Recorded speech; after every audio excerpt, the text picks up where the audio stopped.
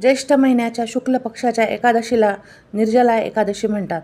या एकादशीला शास्त्रांमध्ये विशेष महत्त्व आहे, कारण ती सर्वोत्तम आणि पवित्र मानली जाते. केवळ एका निर्जला एकादशीचा उपवास केल्याने वर्षभर येणाऱ्या 24 एकादशीचे पुण्यफळ मिळते, अशी मान्यता आहे. या दिवशी पाणी पिणे निषिद्ध आहे. पद्मपुराणानुसार जो व्यक्ती या दिवशी निर्जल व्रताच्या नियमाचे पालन करतो आणि श्रद्धेने भगवान विष्णूची पूजा करतो, त्याला कोणत्याही पापांपासून मुक्ती मिळते आणि मोक्ष मिळतो. पाहूयात काय आहेत या व्रताचे नियम. पुराणानुसार 5 पांडवांपैकी एक भीमसेनने वेदव्यासांना विचारले की मी एकही उपवास केलेला नाही, कारण माझ्या पोटात भुकेची आग नेहमीच जळत असते.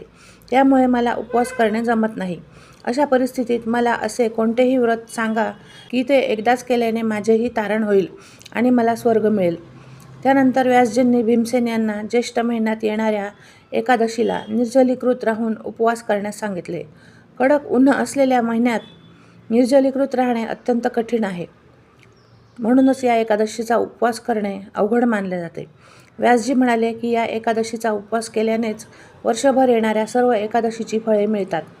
चला तर मग पाहूयात निर्जला एकादशी व्रताचे नियम काय व ती करताना कोणत्या गोष्टींची काळजी घ्यावी. निर्जला एकादशी व्रत नियम.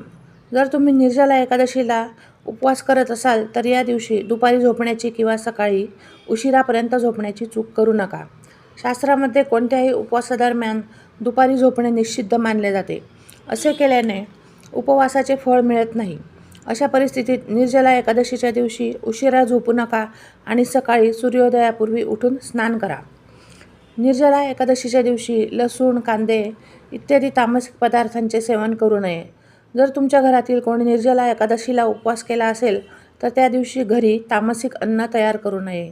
या दिवशी घरी सात्विक अन्न तयार करणे महत्त्वाचे आहे. निर्जला एकादशीच्या दिवशी हा नियम पाळल्याने भगवान विष्णूंची कृपा कुटुंबातील सदस्यांवर राहते. निर्जला एकादशीला उपवास करत असाल तर या दिवशी तुम्ही सूर्योदयापूर्वी उठून आंघोळ करून स्वच्छ कपडे घातले पाहिजेत. यानंतर सूर्यदेवाला जल अर्पण करा आणि उपवासाचा संकल्प घ्या. तसेच निर्जला एकादशीच्या दिवशी सकाळी आणि संध्याकाळी प्रार्थना करणे व एकादशी व्रत कथा वाचणे महत्त्वाचे आहे. तरच उपासनेचे पूर्ण फळ मिळते. निर्जला एकादशीच्या उपवासादरम्यान पाणी पिण्यास मनाई आहे. अशा परिस्थितीत उपवासादरम्यान कोणीही कोणतेही द्रव पिऊ नये. तसेच निर्जला एकादशीच्या उपवासाच्या दिवशी काळे कपडे घालण्यासही मनाई आहे. या दिवशी आपले आचरण योग्य असावे. निर्जला एकादशीला कोणाचाही अपमान करता कामा नये.